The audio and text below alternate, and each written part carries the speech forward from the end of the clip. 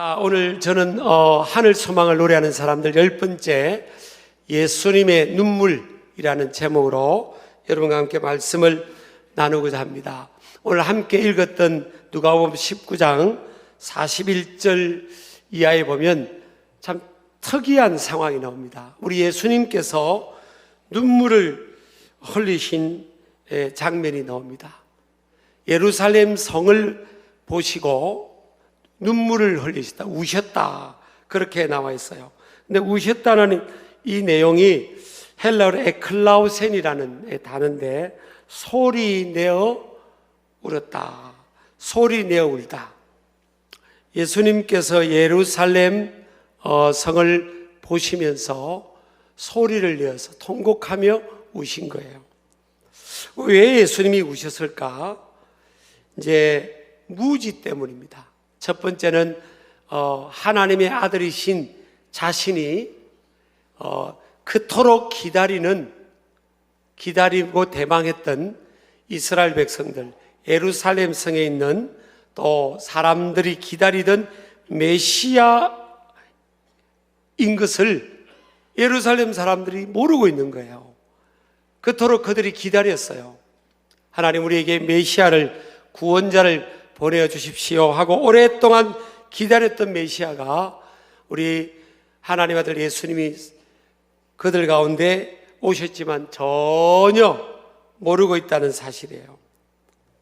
또 두 번째는 그들의 불신앙과 죄와 불순종으로 인해서 미래에 예루살렘과 이스라엘 민족에게 닥칠 심판과 고난을 그들이 알지 못하는 것 때문에 예수님은 안타까운 눈물을 흘리셨습니다.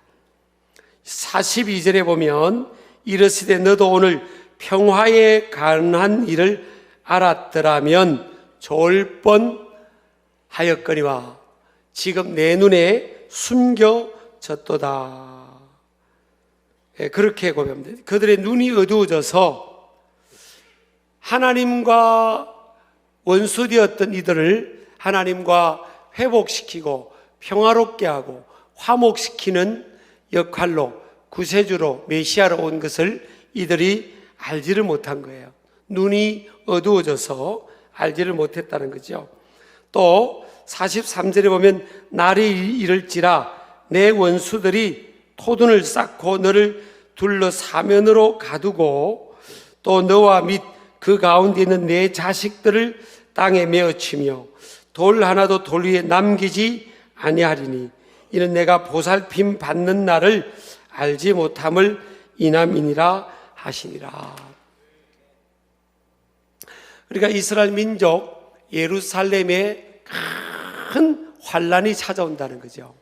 그래서 심지어는 자녀들도 땅에 메어치고 성벽이 돌 하나도 남지 않고 다 무너지고 심지어는 성전도 다 무너지며 성에 있는 모든 것들을 빼앗기는 그런 날이 오는데 그 원인이 뭐예요?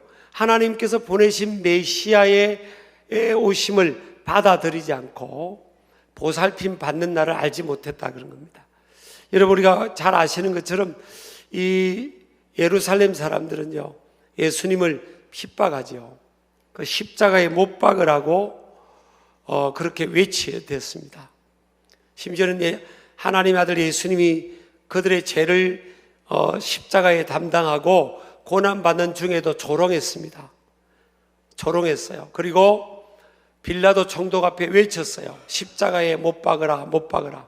그때 빌라도 총독이 나는 아무리 이 사람을 뒤져봐도 죄가 없다, 무죄한 사람인데 나는 무죄한 사람을 위해서 내가 어떻게 죽이는데 내주냐 했더니 우리와 자녀가 책임을 지겠다고, 그들의 피해값을 대신 감당하겠다고, 우리와 우리 자손에게 그 피를 돌릴지어다, 그렇게 고백합니다.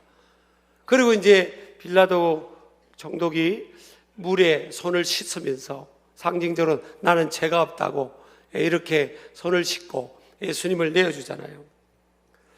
여러분, 이런 일이 있고 나서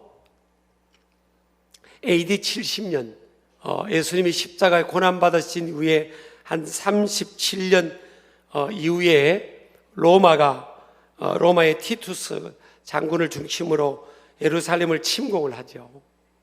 그래서 수년 동안 포위를 당합니다. 그리고 결국은 AD 70년에 예루살렘 성벽이 무너지고 함락이 됩니다. 그리고 망해버려요.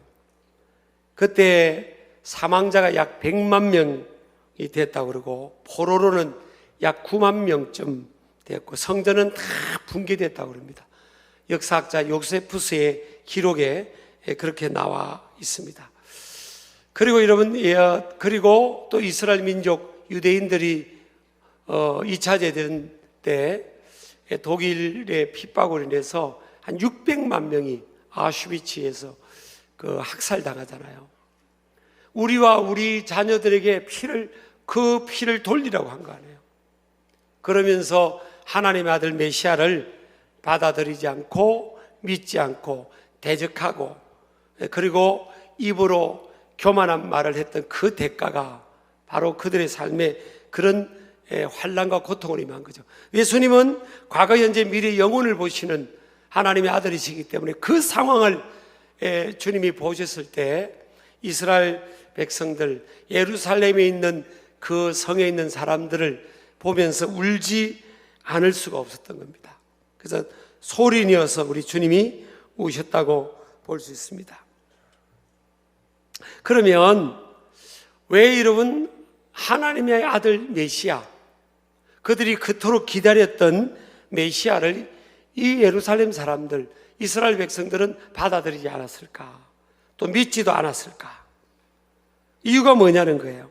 이 구원의 영역의 문제입니다. 첫 번째는 구원의 영역에 관한 기대차입니다.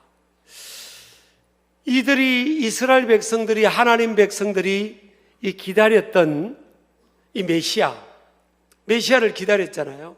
구원자를 기다렸어요.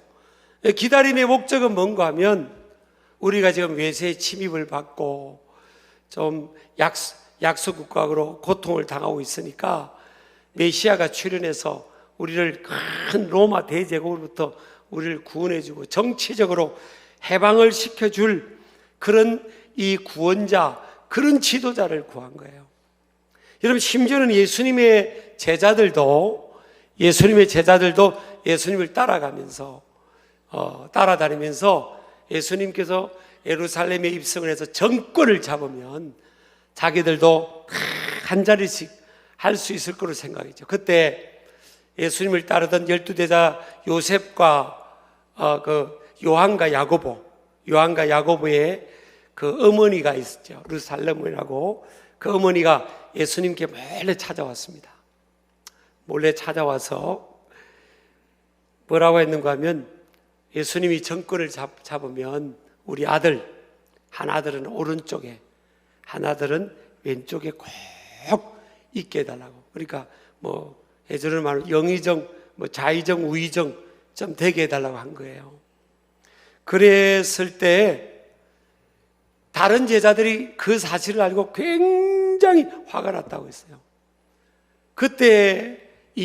그때부터 치맛바람이 시작된 거예요. 아마 왜 제자들이 화를 냈겠어요? 아마 그랬을 거예요. 우리 엄마는 지금 뭐 하고 있냐고 지금. 그리고 왜 요한과 야고보는 이렇게 반칙하고 불공정하냐고. 공정하게 우리가 기회를 가져야 되는데 말이야. 이러면서 아마 화를 냈겠죠. 심지어는 제자들도 그랬던 거예요. 예수님을 보니까 죽은 사람도 살리죠. 아픈 사람도 고치죠. 보리떡 5개, 물고기 2마리, 한 사람의 점심 도시락을 가지고 수만 명을 먹이고 12광줄이 남기죠. 무화과나무로 하여금 말을 하니까 무화과나무가 저주를 받아서 다 말라버리죠. 대단한 또 물 위에 걷죠. 어마어마한 그런 표적을 보니까 예수님이 진짜 능력 있는 우리의 메시아다. 그러면서 제자들도 따르고 수많은 사람들이 예수님을 따랐잖아요. 그런데 십자가를 지시고 십자가를 지시기 직전에 예수님의 설교가 바뀌는 거예요.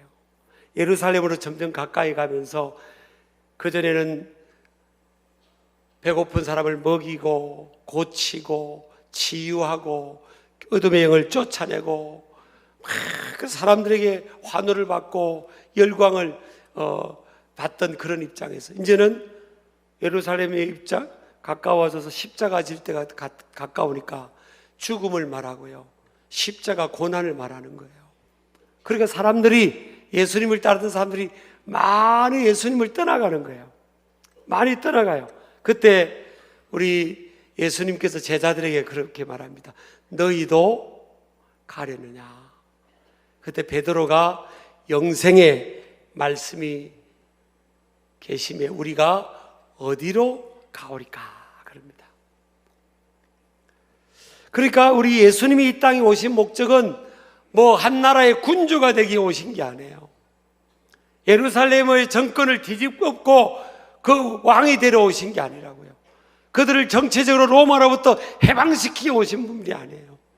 예수님은 그보다 더 높은 차원, 아담과 하와 이후로 인생은 하나님을 등지고 살잖아요. 그게 죄 아닙니까? 죄. 불신앙, 불순종, 그게 죄잖아요. 하나님을 등지고 살고 영적으로 하면 하나님과 원수가 되어서 결국은 영혼을 음부와 지옥에서, 불구덩에서 영혼을 하나님의 진노 가운데 죄로 인해서 저주의 권세 아래 살아가는, 갈 수밖에 없는 그 인생을 구원하기 위해서 하나님은 하나님의 아들 예수님을 구원자로, 메시아로 보내신 거예요.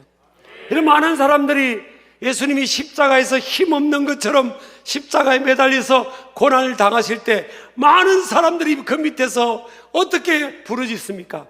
또 오른쪽 왼쪽에 있는 강도들도 어떻게 부르짖습니까? 네가 만약 하나님의 아들이거든, 너도 구원하고 우리도 구원해봐라 그랬어요. 네가 만약 하나님의 아들이거든.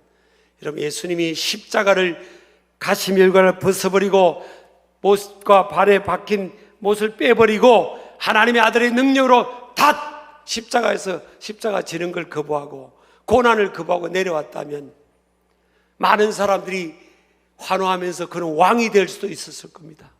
근데 모든 인류, 온 세상의 모든 인류가 그의 죄를 용서받고 영원한 하나님 나라 가는 영원한 생명을 얻고 주님 나라까지 가는 그 구원은 우리 인류에게 임하지 못했을 겁니다.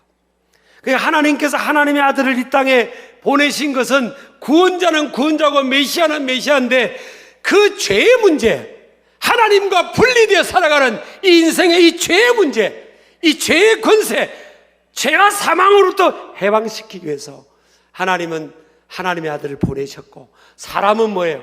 당장 내 먹고 사는 것, 현실적으로 압박받는 것, 이 압제받는 것, 이 배고픈 것, 이 아픈 것, 또 정치적으로 자유를 빼앗기고 살아가는 것, 이거 해결해주는 이 정치적인 메시아를 찾고 있는 거예요. 그때나 지금이나 똑같습니다. 우리 예수님이 그러셨어요. 마태복음 4장 4절에 보면 사람이 떡으로만 살 것이 아니요 하나님의 입으로 나오는 모든 말씀으로 살 것이라고 했습니다. 이 떡이면 물질, 또 돈, 먹고 사는 문제, 현실적인 필요를 말하는 거 아닙니까? 사람이 떡이 필요 없다는 말씀이 아니에요. 떡으로만 사는 게 아니라는 거예요. 요즘 대부분 사람은 다 경제, 돈, 물질이면 충분하다고 생각하는 거예요. 황금만능주의죠. 근데 성경은 말합니다. 하나님의 입으로 나오는 모든 말씀으로 사는 거다. 사람은 영적 존재이기 때문에 하나님께서 영적으로 채워져야 되고, 이 영혼은 죽지 않고 영원한 하나님 나라까지 가야 그것이 가장 큰 축복이고, 하나님과 분리되었던, 이 죄로 인해서 분리됐던 우리 인생들이 하나님의 아들이 이 죄 문제를 짊어지고 대신 십자가에서 고난 죄의 대가를 지불함으로 고난당하심으로 인해서 이 죄의 문제가 해결되는, 그래서 하나님과 우리가 다시 관계가 회복이 되고 화목해지고 화평해지고 평화를 누리는 이것이 구원인 거예요. 하나님은 너무나 우리를 사랑하셔서 이것을 위해서 하나님 아들 보내셨는데, 인간은 뭐예요? 지금 현실적 내 문제 해결해 주세요, 이겁니다. 자, 2000년이 지났어요. 오늘날, 여러분 잘 들으셔야 돼요. 오늘날 여러분, 예수님이 예루살렘에 사는 사람들은 소위 뭐야, 하나님 믿는 사람들이었어요. 하나님 믿는 사람들이라고요. 하나님 안 믿는 사람들이 아니에요. 성경이, 구약 성경 다 갖고 있는 사람들이에요. 하나님 믿는 사람들인데, 예수님이 볼 때는 뭐예요? 그들은 안 믿는 사람들이에요. 메시아를 기다린다고 하지만 정작 메시아가 왔을 때 영적인 눈이 어두워서 메시아를 바라보지 못하는 거예요. 현실적인 것으로 가득 차 있으면 우리가, 여러분, 하나님의 은혜가 보이지 않는 거예요. 영의 눈이 어두워서 무엇이 가장 귀한지를 모르는 겁니다. 떡이 아닙니다, 여러분. 떡으로만 산다고 생각하는 건 착각이에요. 여러분, 속지 마시기 바라요. 사람이 하나님 입으로부터 나오는 모든 말씀으로 사는 것을 믿으시기 바랍니다. 여러분, 우리가 왜 예수님 믿고 왜 교회 나옵니까? 여러분, 교회 나오는 목적이 뭐예요? 교회 나오는 목적이 뭐예요? 그 당시에 예루살렘 사람들은 메시아를 기다린 목적이 무엇입니까? 빨리 메시아가 와서 우리를 정치적으로 약소 국가에 있는 우리를 좀 건져주고 해방시켜주기를 원한 거 아닙니까? 그리고 잘 살게 해주기 원하는 거잖아요. 오늘날 여러분 교회 왜 오십니까? 여러분 진짜 천국이 있는 걸 믿으세요? 지옥이 있는 걸 믿으세요? 하나님 나라를 기다립니까? 예수님이 다시 오심을 기다려요? 나는 우리 교회가 A 플러스 교회라고 저는 믿습니다. 근데 쭉정이도 많을 거예요. 그건 하나님만이 평가할 수 있는 거예요. 목회자인지도 평가할 수 없어요. 여러분 진짜 예수 그리스도를 기다리고 있냐는 거예요. 진짜 메시아, 나를 영원한 하나님 나라까지 이끌어줄 영원한 생명을 내게 보장해 줄. 교회 오니까 설교 말씀도 은혜가 되고 위로도 되고, 교회 오면 뭐 하나님 뭐 팍팍 밀어주겠지. 그렇죠, 하나님 밀어주죠. 저도 엄마 아빠 없이 살았는데 신앙 가져보니까 밀어주시더라고요. 그러니까 여러분 앞에 제가 건강하게 밝게 서 있는 거 아니에요. 이 세상에는 얼마나 이리 때가 많은데, 안 그랬으면 하나님은 안 도와줬으면 나 다 그냥 뜯어 먹혔을 거예요, 사실은. 내 인생 끝나고 보겠을 때 몰라요. 하나님이 도와주시죠. 나는 그걸 믿는 목사입니다. 그러나 그것 때문에 우리가 예수님을 믿고 하나님 믿는 게 아니에요.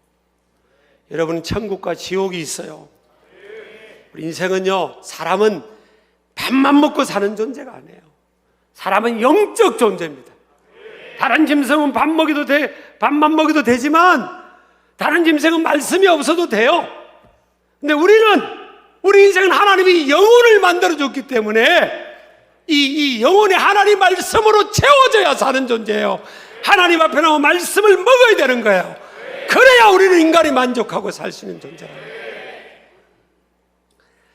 또 하나는요, 그들이 기다렸던 메시아의 모습이, 예수라는 분이 처음에는 저분이 메시아가 아닌가? 그렇게 생각했어요. 근데 조사를 해보니까 아니야. 왜냐하면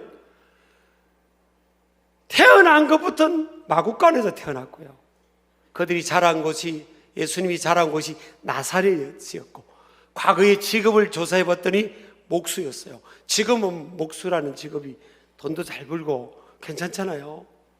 근데 과거에는 3D 업종이 뭔가 하면 목수, 목동, 목사.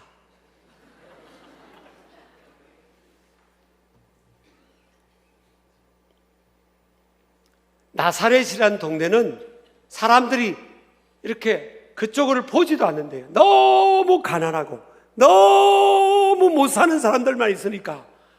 근데 예수라는 분이 어떻게 소문납니까? 조사해 보니까 나사렛 출신이래. 그래. 아이고, 아니야. 어떻게 우리의 메시아가 나사렛 출신이야? 아이고, 그 쓰레기 때문에 같은 그 동네. 아이고, 아니야. 저 사람 아니야. 우리의 메시아가 될 수가 없어. 적어도 우리 메시아가 되려면 뭐예요? 왕궁에서 태어나든지 대단한 귀족의 가문의 자녀로 태어나든지, 그래야지 무슨 뭐 나사렛에 그 촌동네 시골 동네 못 살고 아주 가난하고 거지 같은 그 동네, 그 당시 그렇게 취급을 받았어요. 나사렛에 무슨 선한 것이 날 수 있느뇨? 그랬다고 사람들이요. 여러분, 예수님은 사실은 베들레헴에서 태어났죠. 탄생했죠. 이사야 그 예언의 말씀처럼. 근데 헤롯 왕이 죽이려고 하니까 꿈에 지시를 받아가지고 애굽으로 피해 가잖아요. 애굽에서 피해 있다가 베들레헴으로 못 가고 요셉과 마리아가, 그 육신의 부모 요셉과 마리아가 나사렛으로 가서 그 정착을 한 겁니다. 거기서 예수님의 육신의 아버지 요셉이 목수일을 했던 거예요. 근데 야사의 기록에 의하면 일찍 죽습니다, 아버지가. 그리고 이 예수님이 소년가장이 되는 거예요. 동생들하고 어머니를 부양하는 목수일을 하는 겁니다. 목수일이라는 직업을 갖죠. 나사렛 출신이지. 아무 이 가문의 족보도 없는 그 인생이 어떻게 메시아가 되냐고 다 무시해버리죠. 여러분, 저와 여러분, 우리 예수님이 우리의 메시아 구세주인 줄 믿잖아요.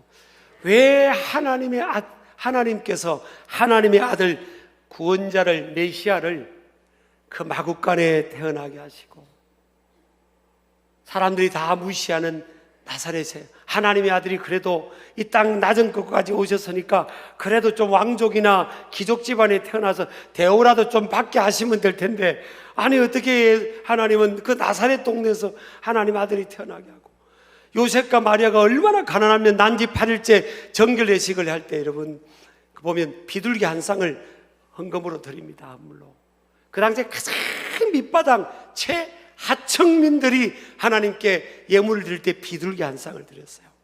10분의 1, 양의 10분의 1 가격. 그렇게 그 가난하고 밑바닥 환경에 있는 거기서 출현한 우리 예수님을 예루살렘 사람들은 메시아로 보질 않는 거예요. 적어도 우리 메시아가 되려면, 우리가 메시아 되려면 대단한 집안, 뭐 왕자가 되든 대단한 집안에 들어가든 대단한 공부를 하든 포지션을 가져야 되는데 전혀 아니잖아요. 여러분, 이걸 통해 우리가 배울 도전받는 것은요, 하나님의 생각하고 인간의 생각하고 다릅니다. 이사야서 55장 8절 9절 보면 이는 내 생각이 너의 생각과 다르며 내 길은 너의 길과 다름이니라 그랬어요. 9절에 보면요, 이는 하늘이 땅보다 높음 같이 내 길은 너의 길보다 높으며 내 생각은 너의 생각보다 높음이니라. 하나님의 생각과 우리 생각이 다른 거예요. 우리의 생각은요, 높은 곳을 향하고 있어요. 어떻게 하면 높아질까? 어떻게 하면 남보다 높아질까? 어떻게 하면 남보다 많은 걸 가질까? 이게 우리 인간의 관심이에요. 하나님의 관심은 낮은 곳을 향하고 있습니다. 이런 물은 위에서부터 밑으로 흐릅니다. 은혜는 하나님께로 위에서부터 밑으로 흐르는 거예요. 여러분, 우리가 높은 곳에 서야만 하나님 앞에 쓰임 받는 게 아니에요. 착각하면 안 됩니다. 하나님은 하나님의 아들이 제일 밑바닥에 마국간에 탄생하시고 그 밑바닥 동네에서 자라게 하시고 그 어려운 험한 직업을 갖게 하시고 그런 경험을 통해 모든 인생들 다 품게 하시는 거예요. 우리가 여러분 하나님 앞에 쓰임 받으려면 우리가 어떤 위치에 있든지 간에 우리의 마음은 낮은 곳을 향해 돼요. 제가 이제 아까 우리 장로님도 있다가 교단장이 되면 잘 감당하고 기도해 주시면 너무 감사하더라고요. 기도가 필요하니까. 근데 하나님은요, 제가 지금까지 쭉 살아오면서 보면 조금만 고개를 쳐들면 하나님 날립니다. 여러분, 우리가 적어도 나의 구세주, 나의 도움이 될 사람은 저 높은 곳에 있어야 되고, 내가 높은 곳에 있어야 내가 사람들에게 할 말이 있을 것 같고, 천만의 말씀이에요. 여러분, 대단히 높은 곳에 있는 사람이 그 인생을 살면서 수많은 사람을 주님께 인도합니까? 꼭 그런 공식은 아니에요.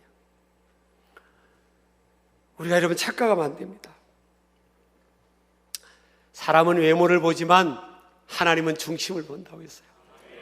여러분, 심지어는 사무엘 선지자조차도 외모를 봤어요. 그 다윗의 형을 보는 순간 진짜 왕으로 생각을 했어요. 근데 하나님 뭐라고 합니까? 나는 그를 버렸다 그랬어요.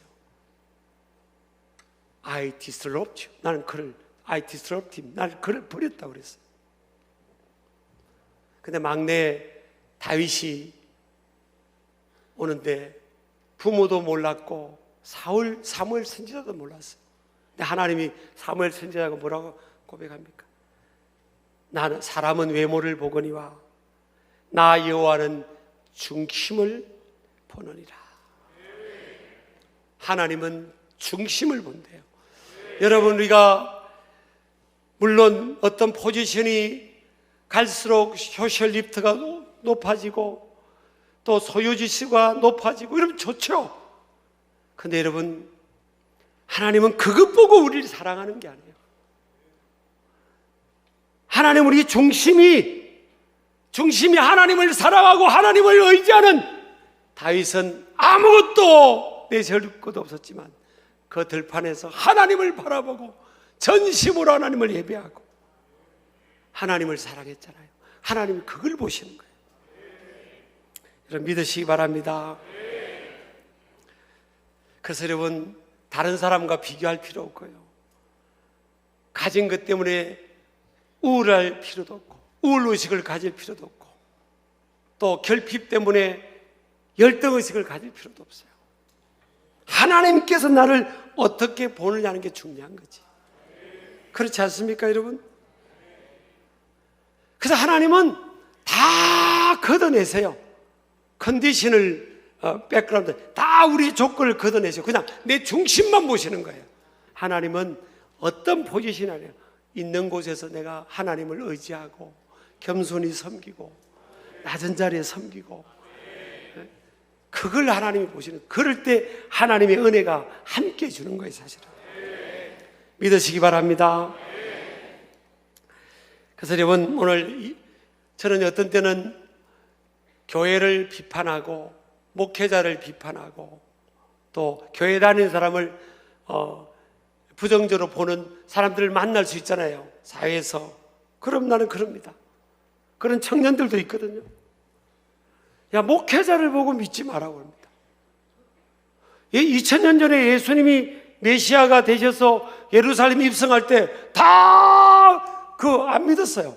오히려 이방인이었던 동방 박사들이 믿은 거예요. 안 믿었다니까요.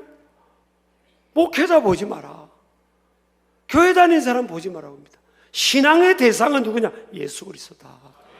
여러분, 예수님을 보라는 게, 예수님이 어떤 분인지 너를 위해 울어주시는 예수님이시다. 제가 7가지를 정립했습니다. 첫 번째, 우리 읽겠습니다. 시작. 예수님은 참되고 영원한 평화를 주시는 분이다. 하나님과의 막힌 담을 허시고요, 제 문제를 해결하시고. 그래서 진짜 평화는 어디에 있냐? 예수님 안에 있습니다. 여러분, 예수 밖에 있는 이 세상을 보세요. 그리스도 밖에 있는 세상을 보세요. 날마다 전쟁이 있고요, 날마다 전쟁이 없는 때가 없습니다. 진정한 평화는 예수 그리스도 안에 있어요. 예수님께로 들어와야 평화가 이루어진 줄 믿으시기 바랍니다. 두 번째, 예수님은 어떤 분입니까? 나를 위해 울어주는 분이에요. 여러분, 이 세상에 진정으로 내가 고통받고 내가 울고 있을 때 누가 나를 위해 울겠습니까? 누가 날마다 나를 위해 울어주겠어요? 예수님밖에 없어요. 예수님은 나를 보면서 소리내어 우신다 그랬어요. 그래서 여러분, 우리 신앙의 대상이신 예수님을 바라보기를 축복합니다. 그리고 예수님은 과거, 현재, 미래, 영혼의 시간의 주인 되십니다. 우리는 미래를 몰라요. 그래서 어디로 갈지를 모릅니다. 그래서 우리는 누구의 인도를 받아야 되는가 하면 과거, 현재, 미래, 영혼을 아시는 우리 예수님의 인도를 받아야 됩니다. 나를 위해 울어주고 내 편이 되어주시는 그 예수님의 인도를 받는 거예요. 그게 가장 안전한 신앙생활입니다. 저도 목회하면서 제가 머리 굴리지 않아요. 나는 우리 장로님들이 저를 잘 협조합니다. 아마 대한민국에서 제일 장로님들이 저를 잘 협조하고 권사님들이 저를 위해 기도해 주시고 또 안수집사는 열심히 일하시고 이런 저는 제일 행복한 교회라고 생각해요. 그런데 저는요 항상 기도하려고 합니다. 어떤 일을 정할 때도 또 기도해보고 넣는 것 같아도 또 기도해보고 또 기도해봅니다. 또 기도해보고 주님이 원하시면 벅찬 일이라도 원하시면 아멘. 그럼 제가 돌아보니까 목회적으로 보니까 내가 벅찬 일이라도 주님께서 하라고 방향을 잡아준 일은요 다 결과가 좋아요 사실은. 근데 이건 당연히 되겠지 아이성처럼 하면요 안 됩니다. 그래서 우리는 하나님의 인도를 받아야 됩니다. 안테나를 하나님께 세워놓고 하나님 인도를 받아야 되는데 제가 목회하다 보면 기도 요청을 많이 하잖아요. 목회자의 기도 요청하는 한 거는 하셔야 됩니다. 근데 대부분 보면 뭘 결정하기 전에 요청하지 않아요. 결정을 다 해놨고 비즈니스를 하든 뭘 하는데 일이 안 된다든지 어렵다든지 힘든다든지 그때 뭘 수습해달라는 기도해달라는 거예요. 여러분 좀 늦는 것 같아도요 어떤 문제를 정하면 주님의 인도를 받으세요. 응답을 받으시라고요. 기도하고 또 기도하고 또 말씀 보고 예배하면서 하나님 말씀을 들으면서 점검하고 그래서 확신을 갖고 다 인도를 받으시기를 축복합니다. 그러면 여러분 낭패당하지 않습니다. 또 여러분 네 번째는요 예수님은 유일한 구원자입니다.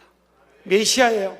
우리를 영원한 하나님 나라로 인도하는 구원자는 예수밖에 없어요. 요한복음 14장 6절에 보면 내가 곧 길이요 진리요 생명이니 나로 말미암지 않고는 아버지께로 올 자가 없느니라. 여러분요 주님 앞에 우리가 언젠가 죽으면 영원히 심판대 앞에 설 거 아니에요. 저를 보세요. 심판대 앞에 서는데 이제 하나님 물으실 겁니다. 너 천국에 왜 들어와야 된다고 생각하니? 아 제가요 천국에 세상에 살면서 좋은 일도 많이 하고 착한 일도 많이 하고요 교회도 열심히 다녔고요 그러니까 천국 갈 자격이 있는 것 같아요. 그럼 땡 땡이요 땡. 그 자기 공로로 천국 가겠다는 거 아니에요. 같이 해봅시다. 시작. 땡.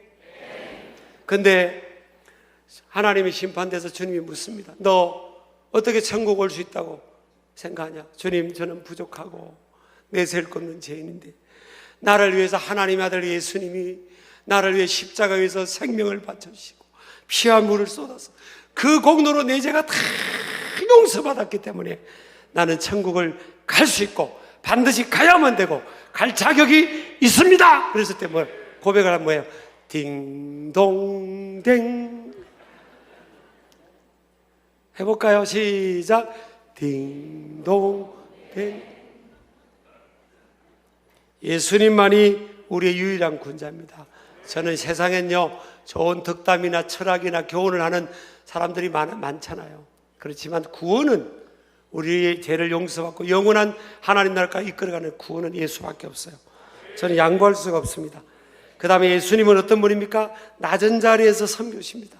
나의 냄새나는 발을 닦아주시고요 냄새나는 죄를 다 닦아주시고 섬겨주시는 분이에요.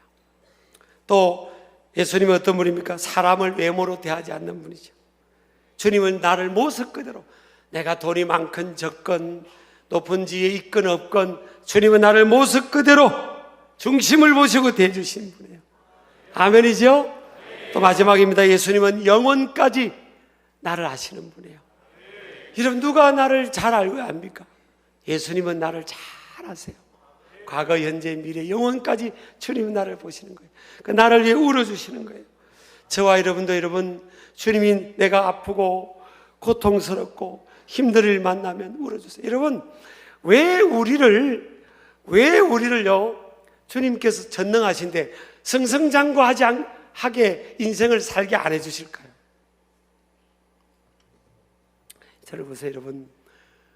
조금만 잘 되면 우리는 머리를 쳐드는 거예요. 조금만 잘 되면 조금만 많아지면 주님 의지하지 않는 겁니다. 이게 인간의 연약함입니다. 그래서 주님이요 적당하게 낮춰요. 높이다가 또 조금 머리 들면 톡 낮춰. 또 들어? 폭폭 담급니다. 낮아지는 것도 은혜예요, 사실은. 여러분 아멘 하시기 바랍니다. 그게 이런 뭐가 되든 인생에 하나님이 다 깨닫게 하시는. 그래서 낮아질 때 여러분 낮아질 때 어떻게 생각이 드는가 하면 주님께서 나를 부르시는구나. 주님이 나를 만나자고 부르시는가 보다. 왜? 주님은 낮은 곳에 있으니까. 낮출 때가 뭐예요? 주님이 나를 부르실 때인 거예요. 그러면 낮아지면 주님 나를 부르시나 보다. 주님 나 주님 앞에 나갈게요. 나를 위해 울어주신 주님 품에 안길게요. 그 마음으로 또 뭐예요? 내가 예수님의 눈물을 대신해서 힘든 사람을 위해 울어줄게요. 그런 마음으로 나아가기를 주의 이름으로 축복합니다.